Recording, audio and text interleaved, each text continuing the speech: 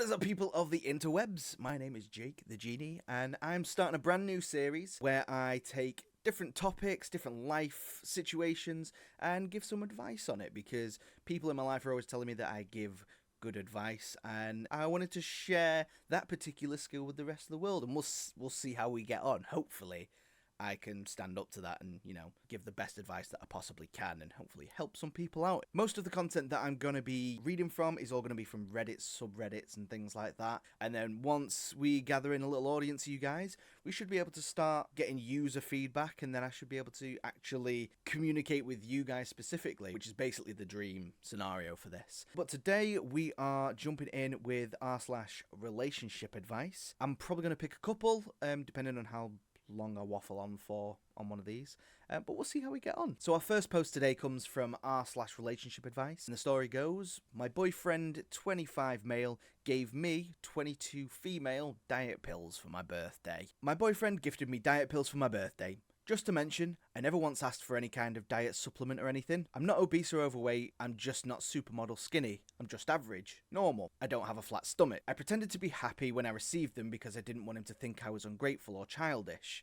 I don't really mind if he gets me gifts I don't like. It's just this particular gift made me feel so insecure. I just don't know if maybe it's a cultural thing since he comes from Korea. So maybe it is normal over there to gift diet stuff, but in my country it's considered quite rude to gift people something like this. I feel like he's calling me fat.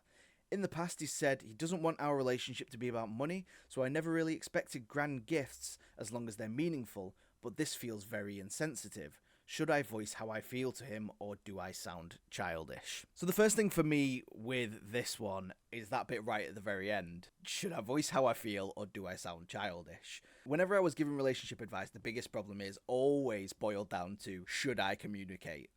It's the biggest part. Should I tell them this? Should we discuss this? Should we? And the answer almost always is categorically going to be yes. Discuss this with your partner. It doesn't matter how old you are, communication is key. And especially with something like this, because obviously if there's a different culture involved as well, like you said, you're not sure if that's, just a normal thing for him.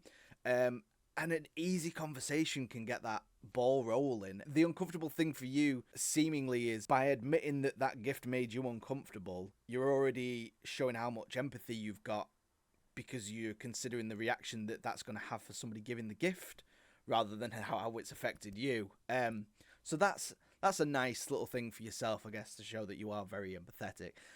But in regards to this specific scenario, 100% talk to him, and depending on how he reacts, will supply you with all the information you need. Yeah, with this one, I think just talking about it is going to clear most of this up.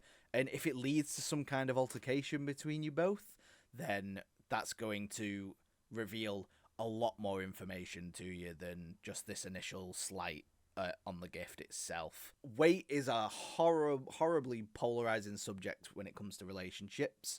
Keeping yourself in good condition, looking after yourself should be a priority anyway.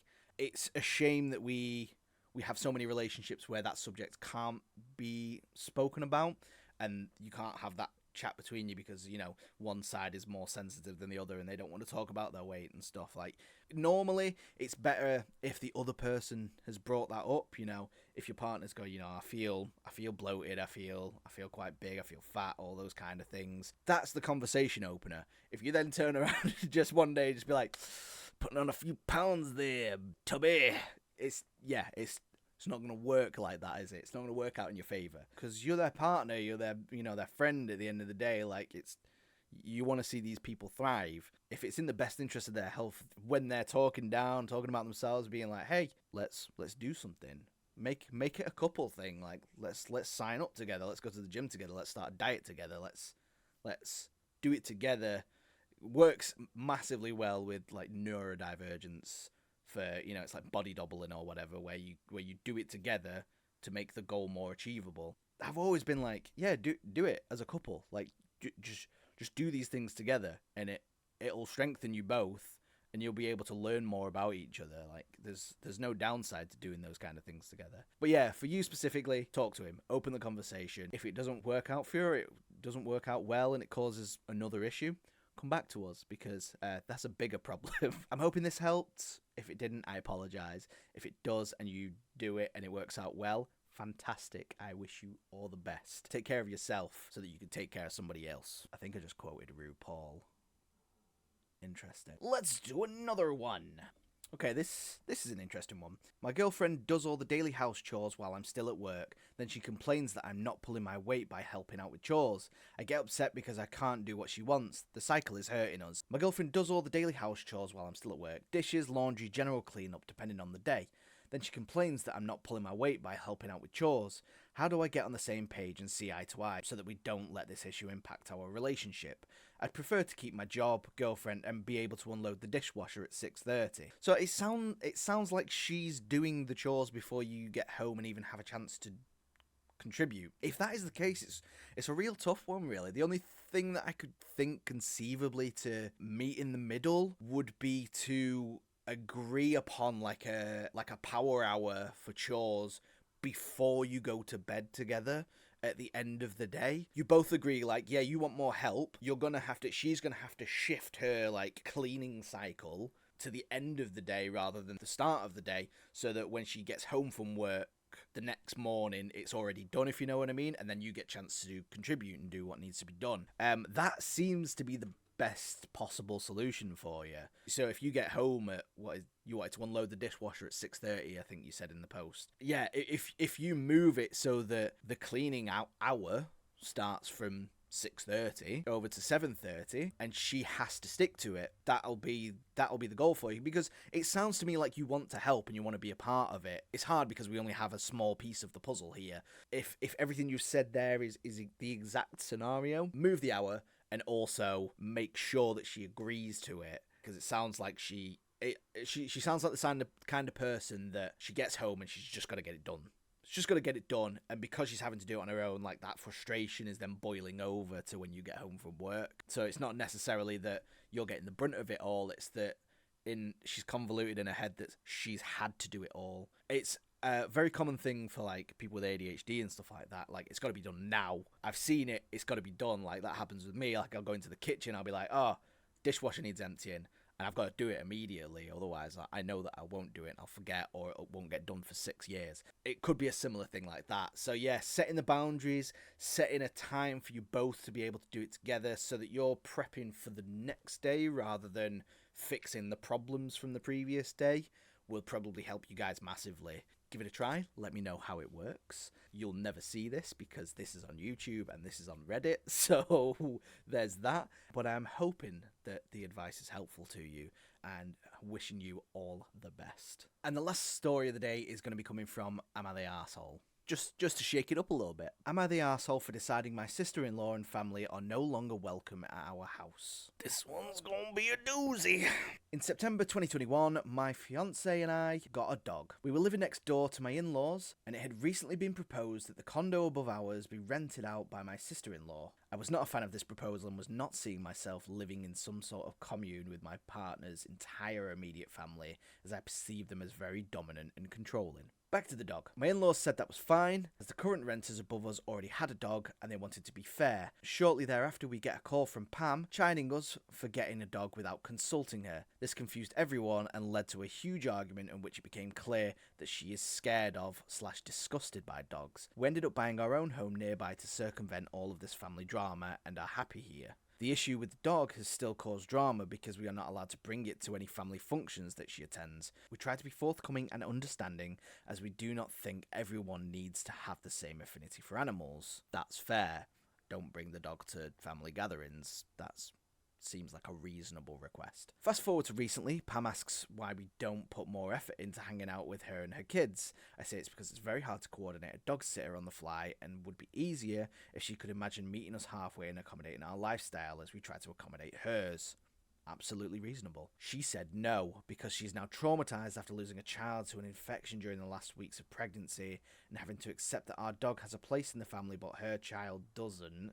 We don't quite understand this, but don't want to argue being sensitive about trauma, so we took her by her words. Yowza. The last meeting, she said she would like to be invited to our place more often and asked her daughter if she would like to visit us. Her daughter said only if the stupid dog isn't there. I kind of just sat there waiting for her to correct her daughter for being derogatory, but she sort of seemed to sit there with satisfaction, as if this proved her point. Yeah, that's not a behaviour that's definitely been taught. That even her kids are terrified of animals and therefore must be accommodated. I felt so disrespected and I felt like my safe space was under attack, and left this meeting saying that they are no longer welcome in our home and that all meetings will have to take place somewhere else. My in-laws think that I'm taking it too personally and I'm being too extreme. Am I the arsehole? Oh, and then there's an edit at the bottom there. Our dog is a rescue and cannot be left unattended, which is what makes the planning tricky on our end. Yes, we have tried working with a trainer on this, and no, it has not helped. Sweet Jiminy Christmas. Yeah, this one's a doozy. I'm really sorry that you're in this kind of situation. That is hard. But your sister-in-law sounds like a nightmare, to be honest. Using past trauma to sort of further her own position on things is a big no-no. Like, why? I'm so sorry you lost a child, but don't leverage that against me owning a dog. That's wild. And obviously, I have a dog, so I sympathise a little bit more towards your position. Not being able to leave them on their own as well is debilitating. But you're absolutely right with your points of saying, you know, can we meet somewhere that's in the middle? You know, can we go somewhere where, you know, we can keep the dog away from you, but we can all still hang out together? Absolutely fair. It is sort of a, you know, you chose to own the dog, so there is a little bit of responsibility on yourselves that, you know, I was going to say you've alienated yourselves, but it's not. It's specifically with the sister-in-law, isn't it? So I think you've tried to give her an inch multiple times and she's taken an absolute fucking football field of space. So yeah, it's a difficult one for me. My advice is you're not the arsehole. I side a little bit more with you on this, in that it's their choice to come and visit you. They know you've got the dog. You have tried to accommodate them as much as possible, and now they're just being really sort of confrontational about it. And not only that, they're pushing those issues onto their children as well. Like, that child is now growing up disliking dogs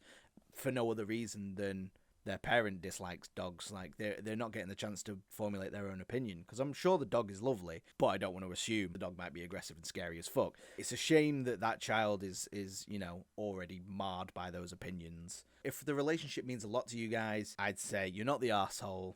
You know, keep working at it. If you can't find a compromise with her, that is ultimately her issue and not yours, because you sound like you're being very understanding with her situation, trying your best to include her and also look after your pet. Best of luck with that. I wish you all the best. Thank you guys so much for watching this video. I hope you enjoyed it. I hope you maybe got something from it. I feel like I waffle a lot, so as long as there are some tiny little pearls of decent advice in there, that's good. If you want to message me or you want to leave a comment with you know, your own story that you want me to discuss, or you know, there's a subject you want me to talk about, let me know and I will jump straight on it. If you want to speak to me live, I will be live on Twitch and YouTube 7 p.m. onwards, Tuesdays and Thursdays. So, you know, if you want to speak to me face to face or screen to face, jump in and say hello. It'll be nice to speak to you guys as well. I've got some other projects in the pipeline. I'm hoping that you guys can stay for the ride. It's been a pleasure. Take care, look after yourselves, and I'll see you guys in the next video. Peace.